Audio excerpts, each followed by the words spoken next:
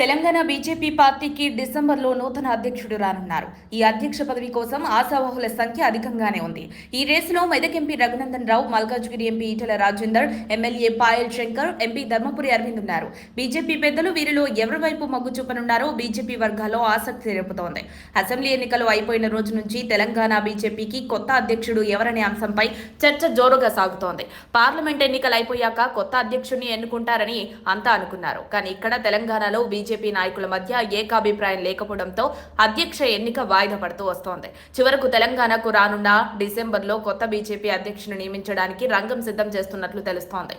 తాజాగా BJP party రాష్ట్ర ఎన్నికల కమిటీని ప్రకటించారు. రిటర్నింగ్ అధికారిగా మాజీ ఎమ్మెల్యే ఎండల లక్ష్మీనారాయణ నియమితులయ్యారు. ఎన్నికలకు ముందు బూత్ స్థాయి, మండల స్థాయి, జిల్లా స్థాయి, రాష్ట్ర స్థాయి కమిటీలను నియమించనున్నారు.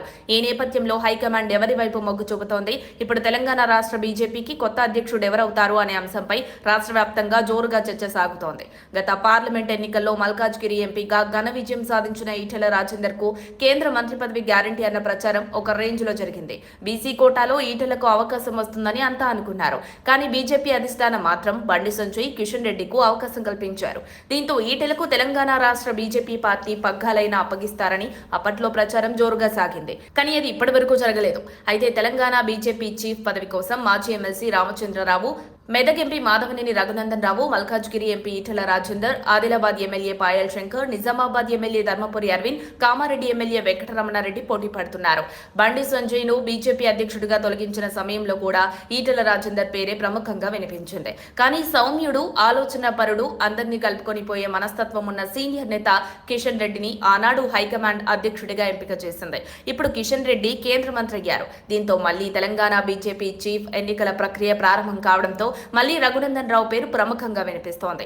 ఎందుకంటే రాజకీయాల్లో ఈటెల సీనియర్ నేత అయినప్పటికీ బీజేపీలో ఇటీవలే చేరడంతో పాత వారికి కాదని ఈటెలకు బీజేపీ పగ్గాలిస్తే పార్టీలో వివాదం నెలకొంటుందన్న ఆలోచనతో ఈటెలను కాదని వకీల్ సాబ్ వైపు బీజేపీ అధిష్టానం చూస్తున్నట్లు ప్రచారం జరుగుతోంది. మరోవైపు బీసీ కోటాలో ఈటెల రాజేందర్కే ఎక్కువ అవకాశాలున్నాయన్న చర్చ పార్టీలో ఈటెల అభిమానుల్లో జరుగుతోంది. ఒకవేళ రఘునందన్ రావు, ధర్మపురి అరవింద్ ఈటెలకు అడ్డుపడకపోతేనే ఈటెలకు ఛాన్స్ దక్కుతుంది తప్ప వారు కూడా అధ్యక్ష రేసులో ఉంటే మాత్రం ఈటెలకు నిరాశ మిగులుతుందని బీజేపీ వర్గాల్లో టాక్ వినిపిస్తోంది. దీంతో బీజేపీ హైకమాండ్ ఎవరిని ఎంపిక చేస్తుందా అన్న అంశం బీజేపీ వర్గాల్లోనే కాదు రాష్ట్ర రాజకీయాల్లో ఉత్కంఠ నెలకొంది. ఈ సస్పెన్స్ కు తెర వీడాలంటే కొద్ది రోజులు వేచి చూడాల్సిందే. మరిన్ని అప్డేట్స్ కోసం మా కాయ్ టీవీని సబ్స్క్రైబ్ చేసుకోండి. మా వీడియో కనుక మీకు నచ్చినట్లయితే లైక్ చేయండి, షేర్ చేయండి. మీ విలువైన అభిప్రాయాలను కామెంట్ బాక్స్లో తెలియజేయండి.